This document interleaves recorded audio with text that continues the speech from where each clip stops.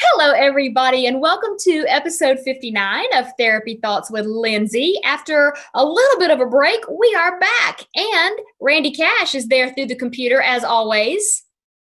Hey, Hi welcome there, how back. are you? I'm Did you great. say How was your welcome trip? back? I did. Welcome back. Oh, it was amazing. It really was. It was an amazing trip. It feels like a whirlwind, but we were there and back before I knew it. So it was really awesome. Thank you for asking. Well, thank you for bringing back that cold weather. I did not bring back the cold weather. I was in a very warm environment. I did not want to leave said warm environment. We came back to like 27-degree temperatures, and my body was like, no thanks. Do not like this. This is not fun. Well, you're back, and I'm happy to have you back. So, welcome back. Oh, well, thank you. I'm glad to be back. It did feel weird not working for 10 days. I'm usually like the go kind of work person. And so I took a break from like everything, social media, doing the podcast, doing the blog, like everything was just down for like 10 days. And I'm like, I'm trying to get back in the swing of things. So that being said, we left off finishing up my series on the five love languages. And then I am starting to dig into two sets of lesser known languages. We have the anger languages, which we're going to talk about in today's episode. And then next week, we're going to talk about the apology languages. And what's really, really interesting is that I've had a number of people reach out and say they've never even heard of such things, didn't even realize they were a thing. I've even had some people that are like, why are there five languages for everything? And so here's the rundown, right? You've got the love languages. It's how you give and receive love. But then in every relationship, some form of disagreement, anger, arguments, all of that is going to happen. And there are healthy and maybe not so healthy ways to engage in anger and disagreements.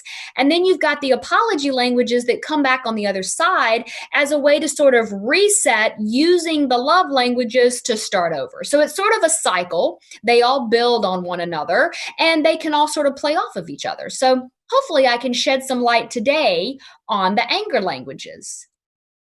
I Dare I used to even be a ask if very you've done your nothing. I was what? gonna say I used to be a very I don't want to say angry person, but especially when I was younger, I was very angry. But the older I've gotten, man, I've mellowed out, and with a lot of help from you, I've definitely gotten everything on a nice, peaceful, even place that I'm very happy for. Thanks. Well, that's a nice compliment. Although I do have to say, I can't make anybody do anything. So you had to choose those things. But maybe I I just did. pointed them out to you in a way that made it easier to like grasp onto. But that being said, I'm curious. Have you done any of your assessments yet? Should I even ask? The anger one, yeah, I almost There did is it. no anger assessment. You're just making stuff No, up I'm now. actually looking at it on my phone right now.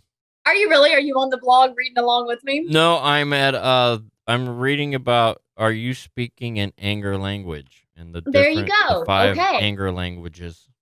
Well, as we go through them, you'll have to tell me which of these show up or used to show up the most for you. And Okay. I also want people listening to understand that you're probably going to see versions of all of these at different times. Unlike the love languages, where there is kind of like a primary type, you may have a primary way that you show anger, but you're likely to cycle through a lot of these as we go.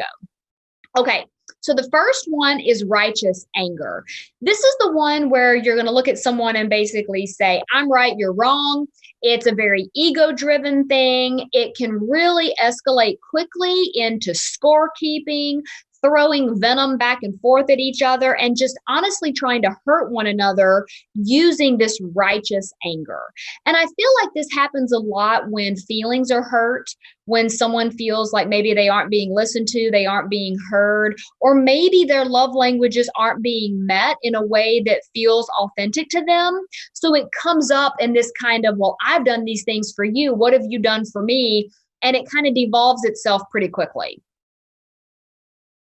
Well, I've been guilty of that in the past. I got to tell you, I 100% have. And Yeah. yeah, I'll say for me, they all came. I was never in a happy place with myself like I am now Mhm. when I behave that way. You know what I mean? Mhm.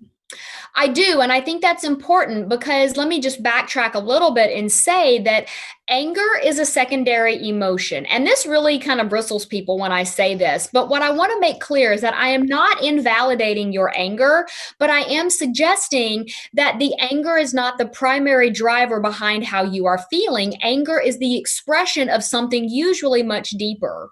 And a lot of times it's a fear based response, or it's something about not being heard, not being understood, feeling invalidated. And so the anger is the emotion that comes to the surface, but it quite often is masking or is attached to something else. So with this righteous anger, that's definitely a way that that can show up where, you've got this kind of, I'm hurt. And because I feel hurt, now I'm going to lash out at you in anger. Definitely. I think everyone's been guilty of that, having their feelings hurt, and then how do you handle that? You're not taught how to do that, Right. express that emotion, so you just lash out in anger. Right. And that's the reason I wrote that whole relationship communication guide that you can find. There's a link to it in the description of this video. But that's the reason I have that there, because I want people to start learning how to have courageous conversation and to be able to talk about the feelings beneath their anger or their frustration, because it is possible to get to the root of that. Okay, so then if we move into indignation, this is going to be where you're looking at someone and you're almost like questioning, like, how could you do that? What is wrong with you? I can't believe you would do such a thing to me. It's very like, trying to make the other person feel bad for whatever they've said or done. And maybe this is where guilt trips kind of come into play. Not only am I going to stand here and sort of berate you for what you've done, but I'm going to make you feel bad for it. I'm going to try to guilt you into some action or behavior that would make me feel better, even though it may not be the best way to get that outcome.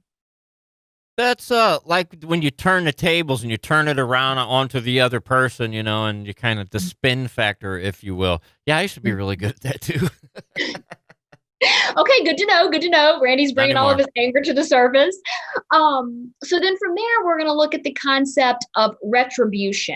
So retribution and vengeance and revenge kind of go hand in hand. This is where you're looking at someone and you're saying, you're going to pay for that. I'm going to remember that. I am going to, get you back in some way. It's sort of this idea, I may forgive you, but I'm not going to forget. And I'm probably not going to let you forget either. I'm going to throw it in your face whenever I can. I'm going to remind you of your past wrongs, and I'm not going to let it go. This one gets really tricky from like a therapy coaching perspective, because if we're constantly having the same argument or dredging up stuff from the past, even when we have sort of settled whatever that issue is, it's like it constantly reopens those wounds and then brings them back to the surface in a way that really feels icky. It does not serve relationships well, this retribution. Yes, but I was just writing down that seems like something that you're holding on to something from the past, that every time you feel a certain emotion, that keeps coming back to the surface, and you're now dealing with one or more or two or three of these things at one time. Yeah. Yeah. It's like there's a lot of overlap between the anger languages. You could even find yourself in an argument cycling through all of them, because depending on what's going on and how hurt or wounded you may feel or how frustrated and angry you may be, the more you're going to cycle through the different types. So then kind of along the same lines of retribution, but just a little bit different, comes the concept of distraction. So this is like a form of deflection. It's a way to maybe try and offload or get out of taking responsibility for your own actions and then turning it around on the other person like, well, I might have done that, but what about you? What is it that we can pick on you about? Because I don't want to talk about what's going on with me. It also could be deflected by sort of asking a question within the anger, like, why are you always after me? Why are you always looking for problems? What's wrong with you that you need to pick on me all the time? So it's kind of a way to like distract from the issue at hand and turn it into another issue that's really not effective for the communication to sort of move forward. That's about the time I usually just ask someone, hey, man, how about them Cardinals? I guess that's a different kind of distraction where you're not like egging on the conversation and elevating it to the next level of intensity. But distraction can be really, really frustrating in relationship communication because you feel like you're never actually dealing with the issue at hand. It's always being deflected and turned into something else. And what I like to remind people is that if you push those things down or you never actually resolve them, they're going to come back up. And this is where I'll have couples that will say, we keep having the same argument over and over again. And even if it's a different topic that they're arguing about, it always circles back to the same set of issues because there's so much distraction and deflection that it's never actually being solved. It's never actually being dealt with. Yeah, I was gonna say you're just avoiding it, really. It is. I guess that's a really good way to think about this distraction or deflection is that it's a kind of avoidance that I think the brain starts to say, well, maybe if I push this off, maybe I won't have to deal with it at all. And that's the reason I try and caution people that when we start going through the process of relationship coaching or therapy, or even if they're just going through one of my workshops, that it can bring some stuff to the surface that you're now going to have to face and deal with. And if you've been pushing that stuff down for a while or distracting away from the issue at hand, it might be a little rocky while you're going through it. It doesn't mean there's not an other side, but it might be a bit bumpy, at least for a little bit. It very well might. It's always a bit bumpy. It is always a bit bumpy. There's no such thing as an easy relationship. I think that there are ones that are harder than they have to be, but relationships take work, and relationship communication is not something that it's just snap your fingers and it's all good. It takes work and consistency. It really does. So then if we move into the last type of anger that shows up on a pretty consistent basis, it's what we call justification. And this is where, you've almost cycled through all of the other things and you're just so at your wits' end that you look at the other person and you're like, well, you had it coming. It's like it serves you right. It's a kind of scorekeeping, but it's almost like taking pleasure in the other person's pain and feeling almost vindicated or somehow like you're better than them because they're now having to suffer and you're like taking pleasure in that pain. When couples get to this point, it not to say that it can't be overcome, but it does take some work because it's almost like the resentment takes over and there's so much frustration at each other for all of the things that haven't been worked out or solved or worked through that it becomes really toxic because now the resentment is the fuel, and that fuel is very powerful. It really is. Yeah, you avoided everything and now you have resentment, and it comes to my favorite part of the equation, saying, I told you so.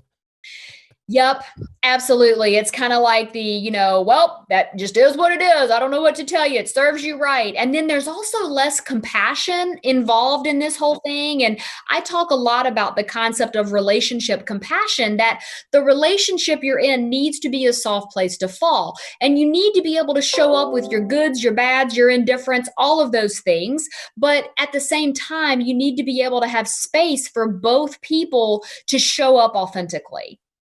And that's not always easy. No, it's not, but I tell you from experience, the more you do it, the more you communicate, easier it comes with time. Absolutely. The more you work at it, the more you ask these tough questions, the more I will even have couples sometimes, do like a weekly check-in with each other just to make sure that they're not building up any, stuff that needs to be worked through. And with busy lives and kids and family and all sorts of things, especially the holidays coming up, it can be really easy to push things off and feel like, oh, we'll deal with it in the new year. But what I find is that is kind of a form of distraction, at least it's deflection. And it's a little bit of avoidance that like there's never a good time to work on things. There's never a good time to address these issues. But the longer you let them fester beneath the surface, the longer it's going to take to work through them. And it's a process. It is. And we take it one step at a time. Well, I'll tell you what, one step here, another step would be checking me out on the Instagrams at rcashcomedy if you wish to see some of my shenanigans. You do have a lot of shenanigans, and people should check you out. Our Cash Comedy on Instagram. I know we have to wrap up for the day, but if you do want to follow along with anything I've got going on, you can go to lindsaywalden.com. That's where I have all of the blogs there. You can look at past episodes of the podcast, and you can find all of the info that you need on how to work with me and how to go through my workshops. If you'd like to connect with me on social media, you can do that on Facebook at Lindsay Walden Consulting. On Instagram, it's at This Is Lindsay Walden. Walden. On TikTok, it's at This Is Lindsay Walden, and Pinterest is Therapy Thoughts. Until next week, I do hope you keep living your best life and working to build that relationship of your dreams, and we will be back soon.